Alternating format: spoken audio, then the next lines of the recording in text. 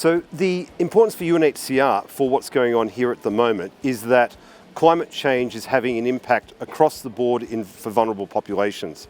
It really hasn't been recognised sufficiently in the past because that profile hasn't been there, but now the evidence is undeniable. We're seeing vulnerable populations who have been previously displaced who are now risking secondary displacement because they lack food security, there's competition for resources, and there's basically no future. So what we're looking at is to try and figure out how we can work with fragile states in order to ensure that they don't move from fragile states to states of conflict and lead to additional displacement. We actually had a quick discussion with Aisha from Niger as we're coming in today, who was commenting about how many people are leaving Niger because of food insecurity. We have to sort of say, is this likely to continue?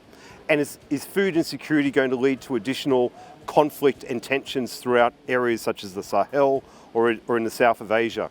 So we're seeing climate change as a major driver, as a threat multiplier for vulnerable populations, which could potentially lead to refugee flows.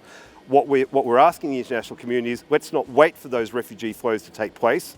Let's address them as part of national development programs. Let's get the private sector involved in making things that are more sustainable. So we're looking at more collaboration rather than just sort of seeing refugees as a humanitarian outcome. What can we be doing to make places more sustainable? How can we make lives more healthier, cleaner, environmentally conscious and sustainable? And safe as well, which is most importantly from refugees.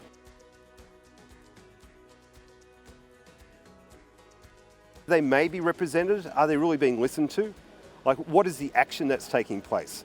We're not seeing that, but what we are seeing as an outcome of a lack of action on climate change is people on the move.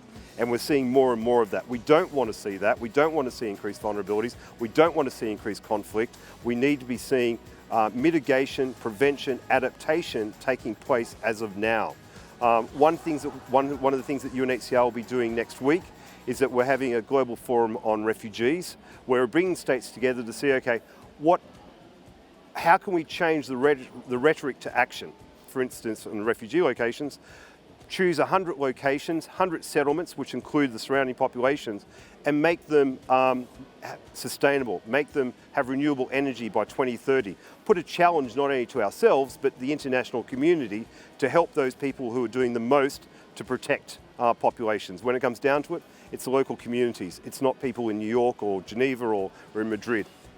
You know, I'll give an example of an actual action and an outcome because I think it's too easy to talk about the future projects.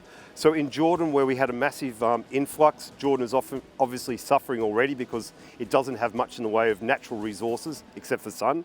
So we worked with IKEA and we also worked with the Germans to put in a solar plant, a massive solar farm, which would not only provide sustainable energy to the refugee camp, but it provided surplus energy. So that surplus energy could then be fed into the Jordanian national grid.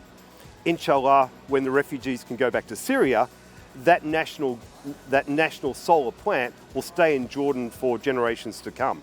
So it's more about, rather than just sort of focusing a response only on refugees, how do you provide a response for the community that's hosting them, and how can you provide a response which is sustainable for years to come?